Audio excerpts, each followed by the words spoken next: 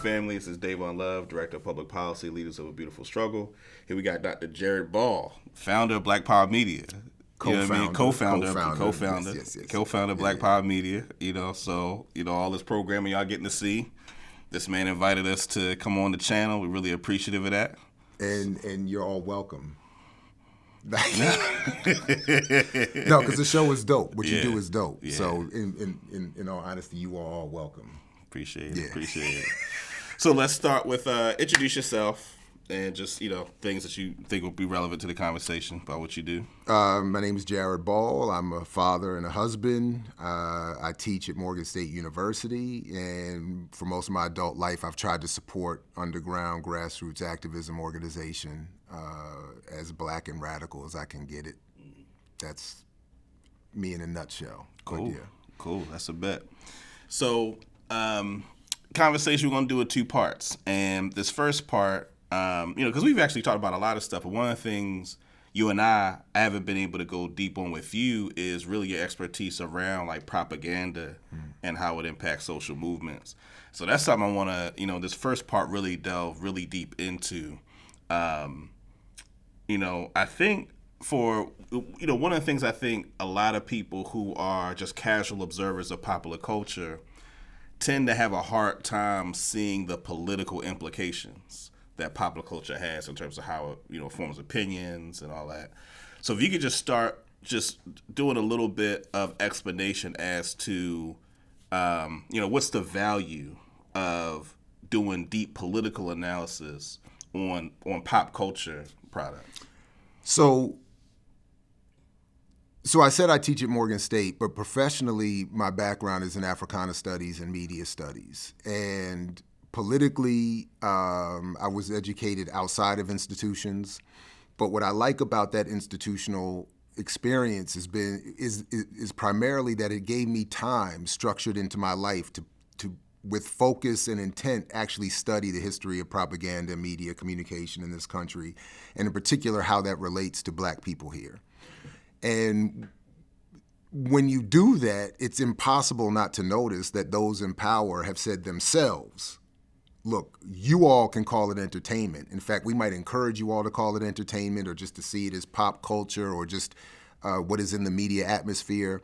But from our perspective, this is about psychological warfare. This is about counterinsurgency. This is about manipulating public opinion so that when people look up and realize we're extracting all of the wealth from the resources that they help cultivate and have access to, that they don't realize, or that they have any number of other explanations for it than the ones that would threaten our position. So it's impossible not to see. So we could say what we think about it, or we could look individually and say, I'm not impacted, or it doesn't get me in that way.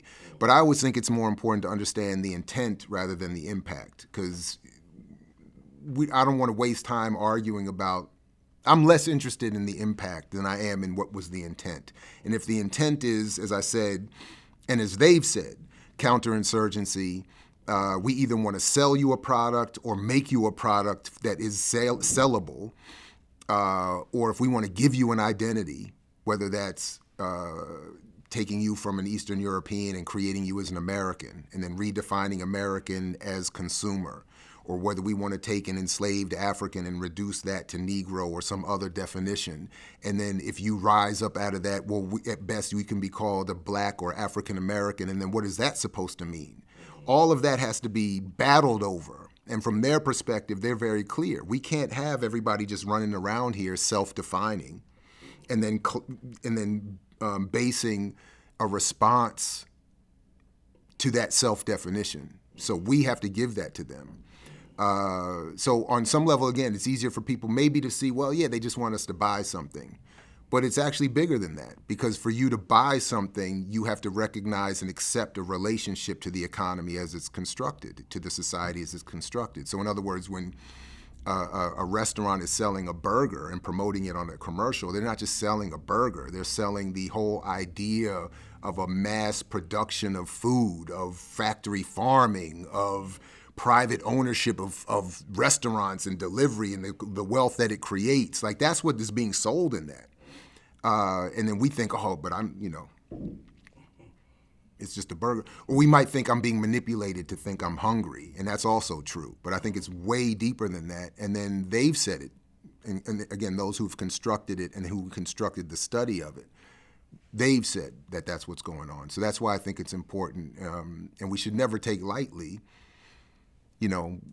some movie or song or whatever. And as I always say, if you like it, you should be more critical of it. So what are the ways that just in your studies have you identified the ways in which propaganda has been used to undermine revolutionary movements? So and real quick, one example I've seen you give is the example of the '93 Malcolm X film, right? As an example of that. Well, so with that one, and I always credit this lecture tape that this classic tape with Dr. John Henrik Clarke, Amiri Baraka, these late giants, Amiri Baraka, Dr. John Henrik Clarke, and our contemporary leading philosopher, Daruba Ben Wahad, were all on this panel debating what was soon to be the release of this film and its impact. And in that conversation, and they all weren't on the exact same page, but in that conversation, part of what came out was that Warner Brothers, the production company at the time, was talking about they wanted to market Malcolm X the way that they marketed their other properties like Batman and The Simpsons. So what I've always remembered from that, and I'm not entirely sure if that's the point you wanted to get at, but so I'm happy to come back to that. But what I've always taken from that is that from their perspective, and this is what was being said openly at the time, they're not interested in producing something that's going to help us learn about Malcolm and revolution and then act on it. They're producing something that is going to be a response to what at the time was black people having a resurgence of respect for Malcolm through a still unyet fully checked hip-hop movement and other things happening in the community where Malcolm was having this resurgence. So those in power, my version at least, argues that they saw that and said, as any colonizer does, oh, well, obviously that's not going to be acceptable. So we need to get involved and start redefining it. So we need to redefine Malcolm as somebody who could be seen as an American superhero or an American, only in America type thing, like Don King used to say, we can oppress you, but then rise you to the highest of heights. We can enslave you and then make you a king all at the same time. Aren't we great for that? Because what happens when people pick up Malcolm X and engage him as he was, they become an uncontrollable force. And that's always, again, that's a problem. So again, here they come. Let's get Spike and other people involved, Oprah and Bill Cosby and everybody to fund the rest of the film and create what we get, which is a defanged, vague reference to a Malcolm X that didn't really exist. Something that they, from their point of view, could be marketed the way they would market Batman and The Simpsons. Go get your Batman mug and your Superman or your Simpsons lunchbox and your Malcolm X Halloween costume. You know what I mean? It's like, oh yay. But the other way, there were two recent examples that speak to the same thing. I mean, in the last couple of weeks, we've seen stories of where the Guardian newspaper admitted that the British equivalent to the U.S.'s CIA was working with this U.S. intelligence to suppress and destroy Kwame Ture's work in developing Pan-Africanism and socialism, right? They said specifically, we were worried about him redefining, or from their perspective, redefining black power as Pan-Africanist socialism. And then even more recently, we got the news story about the FBI surveillance of Aretha Franklin. Brilliant artist, not necessarily thought of to be a political radical necessarily, but someone who was seen as entering the civil rights space with her work culturally, people using her song symbolically, et cetera, and so forth. Somebody to be surveilled as a potential threat is my point. Because the idea is, from their perspective, pop culture is a battleground. You use celebrity and the star system not only to promote and assure the success of a commercial product, but in doing so, you assure the success of your ideological narrative dominating. because you're determining the handful of people who will become famous enough to reach out and have an impact on a large amount of people from their community and beyond. So I've somewhat joked, but I really do believe it. Like people like, Snoop or Jay-Z, their careers are not just sustained by their talent, and I'm not saying they're untalented. Their careers are sustained by their political value.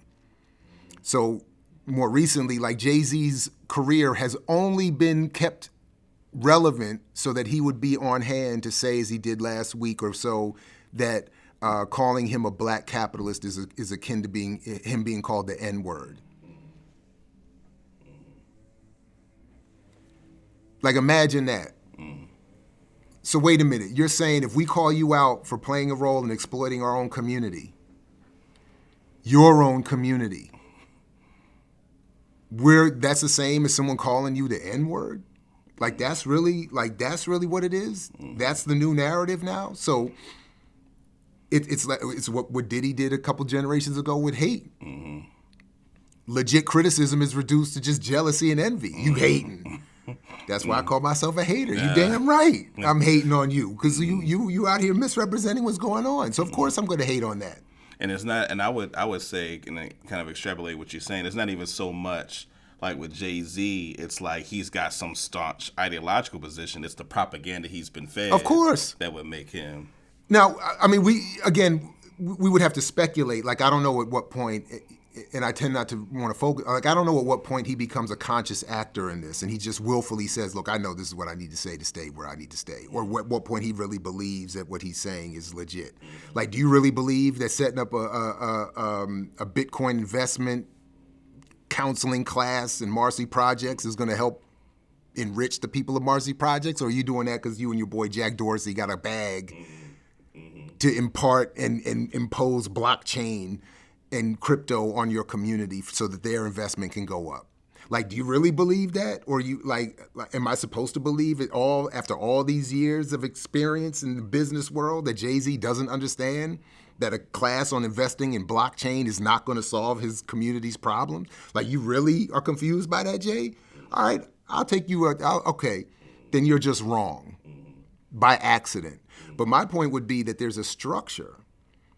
I define it along the colonial apparatus, but whatever people want to do, there is a structure that assures that he's not in control of, that assures his popularity. That has nothing to do with him.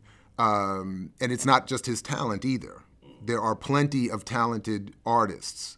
It's a rare kind of artist that can,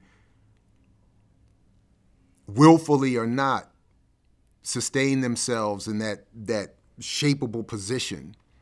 Where over time your star can be recreated so that you can continue to bring an audience in and perform a political function that those in power need you to perform. So as I continue to say, you can't be rich, famous, and radically political at the same time. And I think that there's not one historical exception to this. So let's talk about the piece, the politics of popularity, because I think that's kind of where you just were.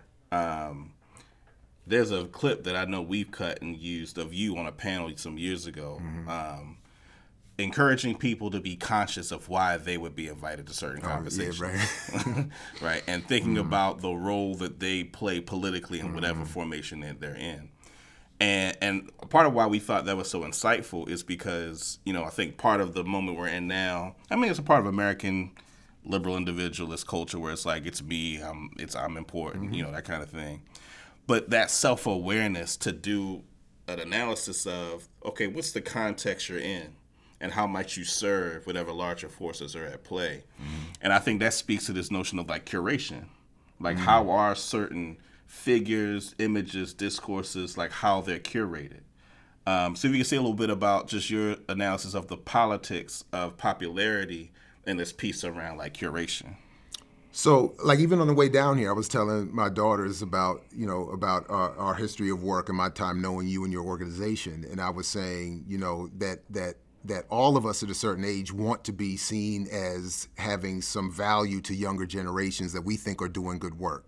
So some of my visit here does feed an ego. It's like, yeah, people I respect want to hear from me. They've I want that. I think all of us at a certain point want to feel a value to other people that we respect. But at the same time, I recognize that's part of the recognition. I recognize that I'm invited because I'm performing, or my work, or my what I do is seen by you to have some value. So I'm just saying that same logic should extend to the commercial world. So I could say, man, Davon invited me because I am literally the best academic / activist media person ever. Like, of course, nobody does better than me. I'm the best. Of course, that's why they invite. Or I could say, okay, I'm pretty good. I'm not without value. I can have some self, whatever. But no, they're inviting me because they have a project, they have a goal that I'm aiding. So when Pepsi calls Beyonce, or when Jack Dorsey calls Jay-Z, at some point, whether I would have to speculate as to what they think, or at some point, the hope would be, or at least from our perspective analytically, we should be able to say at some point they have to recognize, or we have to recognize, that they are being invited to perform a task that those who are inviting them find value in. So it's the same thing. So obviously he's made a turn more recently, but historically there was that moment when Kanye spoke out against George Bush after the levees broke. I don't want to, again, blame Mother Nature for what the levees broke. I'm gonna just leave it there for now. But Jay-Z came to him at that time and said, "You can't. That's not a sustainable position for you to take publicly. You can't be out here messing up our arrangement with the corporate world by talking trash about the president in some seemingly radical way." So I'm probably oversimplifying it, but that's a turning point, I think, in Kanye's career. And now we see him with Candace Owens doing almost the exact opposite. Now he's saying, he's not saying George Bush doesn't care about black people. He's saying only George Bush cares about black people. He's almost like the exact opposite with this new messaging. But at some point, everybody has to realize there's more money on the right than the left. That's what Jay-Z was telling him. That's what Candace Owens has realized. She can't get this bag working for BPM. There's no Daily Wire bag that she's going to get, because we don't get funded the way what's his name, Ben Shapiro and them get funded to fund her, et cetera and so forth. So in other words, that's really all I was trying to say. Like, we have to be all a little bit humble and say, look, I need to understand why I'm being invited somewhere. And whoever's inviting me is looking for me to perform a certain function. And that's why we all know, and I've experienced it myself, when I've gone somewhere for a paycheck, and I know immediately when I've said that one thing that's going to get me disinvited going forward. Oh, that was it. And you can even see it when they hand you the check. Bye forever. Like, as opposed to, can't wait to see you again. Right. And we all know it. And then sometimes we're willing, look, I can't principally, and then sometimes for our jobs and elsewhere, I'm no better than anybody else in that regard. We walk up to a line and then we stop. And we say, if I say that one more thing, that's it. I will have cut myself off from being of value to this host. Mm-hmm. So that's, I don't know. I hope I've gotten to you. No, that's helpful. That's helpful because with that line, right? Because the question around what are the dominant political messages that are trying to be projected, mm-hmm. and one of the aspects of your work that for me I think has most been demonstrative of that line is the work on Malcolm X, mm-hmm. right? And I find Malcolm X and just all the contestation around his legacy in politics to be a good litmus test for determining what are those dominant messages. So using that as a frame of reference, what's that line that you say that you walk up to, using that as Malcolm X as a backdrop, what are those dominant messages? What are those lines? Well, the one, again, I really appreciate what The Guardian published recently, because they in bright, bold, black and white letters told us at least part of the line, or that line is constructed by Pan-Africanism and socialism. Mm-hmm. They said, you can't be doing that. So when Malcolm was out there talking about Dollarism is a problem. Black capitalism is a problem. The black bourgeoisie is a problem. Global imperialism is a problem. I mean, these are the things because the narrative is essentially for everybody. There is the broader capitalist narrative. There is, the United States is a settler colonial project, and as Kwame Nkrumah correctly said, the practice of capitalism is domestic colonialism. So whatever ism, however people want to particularly put it, we're ultimately, I think, talking about the same thing. But with that in mind, and again, I don't have to. It's not about speculation. It's about when you look at I always talk about the work of Chris Simpson, one of my favorite professors, the science of coercion. But when you look at Paul Lazarsfeld and Harold Laswell, and you look at all these early foundational figures in mass communication, they were all basically saying, we're going to take money from the military-industrial complex and the commercial world.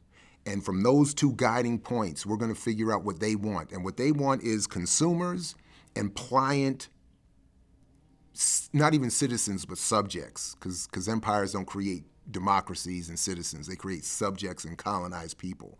So that's what they were saying. They said, we're going to use media as the fourth arm of the military. We want media to have the impact of bombs without the mess. We want to engage in counterinsurgency, psychological warfare. We want to turn Eastern Europeans into pliant white American consumers. And to the extent that we're going to allow a black middle class, we want them to be compliant black middle class consumers. Anybody who starts using their platform or any of their outreach to encourage criticisms of capitalism, whatever ism you want to put on it, anybody, I mean, that's why I'm even adopting, I don't even like my Washington football team anymore. But now that I saw that the Commanders and the commies, now they got the commies out with this joint, I'm all for it now. Like, yeah, the Washington, because any tendency towards that is punishable.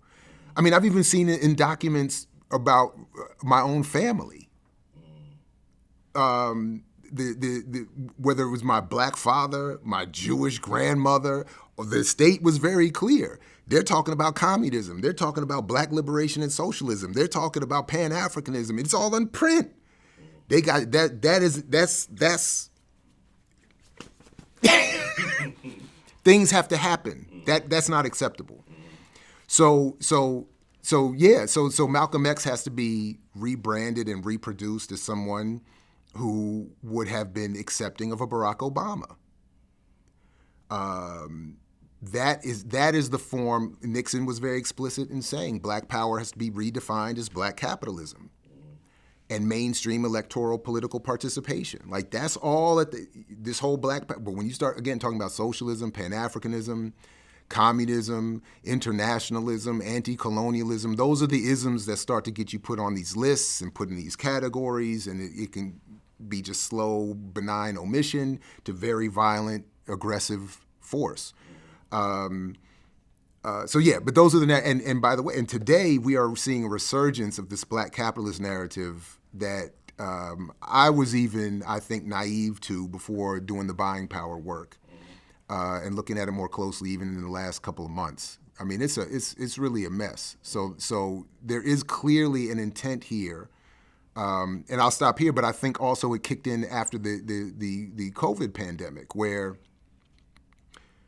as everything started to shut down and people started to see flaws in the economy in the way that they hadn't seen before, there was an uptick in propaganda to get everybody back into believing that capitalism is still a solution and that the only thing is maybe this pandemic or those other people who are holding you back. Just as a reminder, don't start thinking, because a lot of people started, we're just standing in food lines. We got white folks sitting in food lines for days at one point. I'm sure a lot of them started to rethink their relationship to this country and had to be reminded, oh, no. It's for you. And once we get over this pandemic and the Chinese who probably created it or whatever else they were saying, right? The Chinese gave you the flu, the Latinos came across the border, our regular Negroes, they're just regular Negroing, so that, we got to deal with them too. But once we get all that back in check, you'll be okay. Like, that kind of messaging had to come back in because other people, maybe these other isms might have some value here. What would you say to, because I think a part of what's also happening is some strategic incorporation of some of the rhetoric. So Bernie Sanders is a socialist. You know what I'm saying? You see, particularly I'm observing in like foundation spaces, people talking about Black liberation and so some of that incorporation. So I asked this to try to zero in on the line, because I feel like it's a difference between, I think, those who will they'll say socialism, AOC, right? But she gets to be her.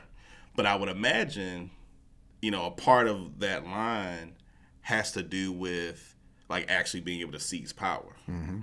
You know what I mean? In a real meaningful way. Because I do feel like there's a lot of, at this moment, a lot of strategic incorporation of some of those radical traditions, and in some ways distorted in order to make it so it doesn't quite cross the line. You know what I mean? So, I mean, yeah.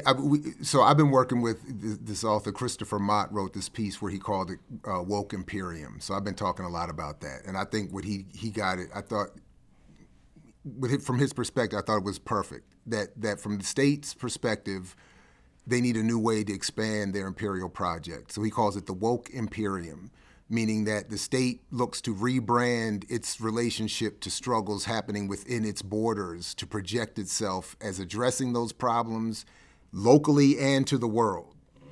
So that's why we see, all the stuff that we saw from the fake knee taking and the kente cloth wearing, and again, my favorite with Jamie Dimon taking a knee in front of his J.P. Morgan vaults. Yeah. I was like that was perfect.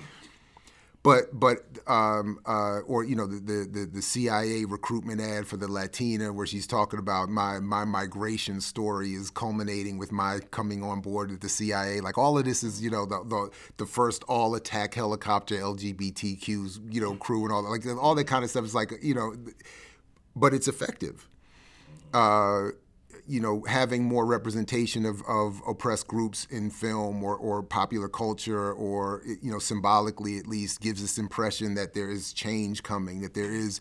So that's why, Kwame Ture, again, going back to the Guardian article, when he's saying Black visibility is not Black power, he's saying presciently, look, the media system's only getting more sophisticated. If you don't get this point now, we're going to be in trouble by 2022. Because Black people are going to be everywhere. Latino people are going to be everywhere. LGBTQ people are going to be everywhere. We're going to be putting these groups all over the place.